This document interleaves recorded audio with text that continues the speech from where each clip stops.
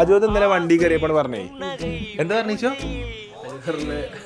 പൊങ്ങച്ചം പറയാണെന്ന് വിചാരിക്കരുത്, എന്റെ കയ്യിൽ നിന്ന് ഇന്നേ വരെ വണ്ടി തട്ടിയില്ല. അതിലേ അതൊക്കെ കോമഡി ഉണ്ട്.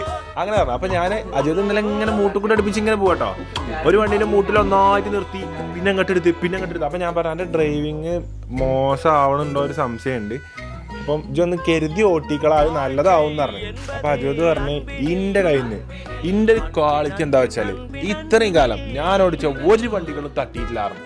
അതിൽ ഞങ്ങളെല്ലാവരും വണ്ടീൻ്റെ ഉള്ളിൽ ഇരിക്കാട്ടോ, ഇത് കേട്ട് ഇങ്ങനെ ഇരിക്കല്ലേ. അതില് അത് കഴിഞ്ഞൊരു 5 മിനിറ്റ് കഴിഞ്ഞിട്ടില്ല, ഇവനുണ്ട് ചവിട്ടലും വച്ചേക്കുണ്ട്.